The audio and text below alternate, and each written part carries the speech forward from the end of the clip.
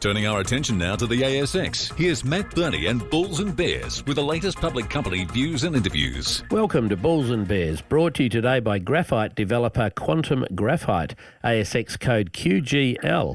I'm Matt Birney and I'm joined now by the Managing Director of Quantum Graphite, Sal Catalano. Hi, Sal. Hi, Matt. How are you? Good. Now, with the S&P ASX 200 index down over 4% for the month, Quantum Graphite appears to be one of the few companies keeping its head above water. Since the turn of the new year, its share price has hiked an impressive 200%. The company owns the Uli-2 graphite deposit near Port Lincoln in South Australia and also a share of a graphite technology joint venture that is looking to enter the long-duration thermal energy storage industry. Okay, firstly, Sal, tell me about your Uli-2 graphite deposit in South Australia. How big is it and what sort of grades is it showing? Sure. Uli-2 is one of the older, more established mines globally. It's a vast resource. Our immediate reserve for phase one are 6.3 million tonnes of flake graphite, and it runs at a very healthy, approximately 12% grade of graphite carbon. So that's quite high relative to our peers. Now, it's not a mine now, as I understand. It's a historic mine, is that right? Yes, historic mine, but it's fully permitted, and essentially we have all the infrastructure already in place. So our capital costs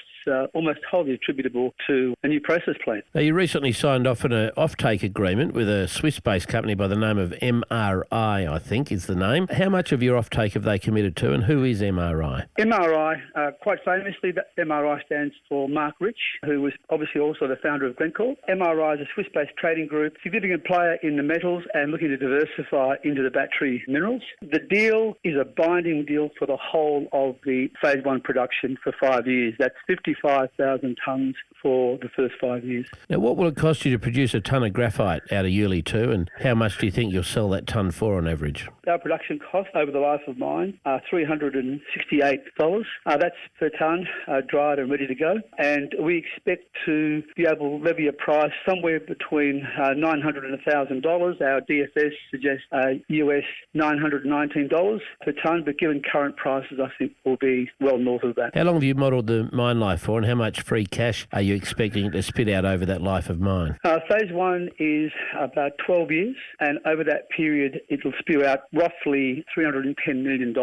I know Quantum is also involved in technology, which is perhaps another story for another day. Sal Catalano from Quantum Graphite, thanks for joining me on Bulls and Bears today. And remember, we're only here to give you information, not advice, which you should, of course, seek independently. I'm Matt Birney, and this is Bulls and Bears. For more public company CEO interviews, go to the Money page on the 6PR, 2GB and 3AW websites and click the Public Companies tab.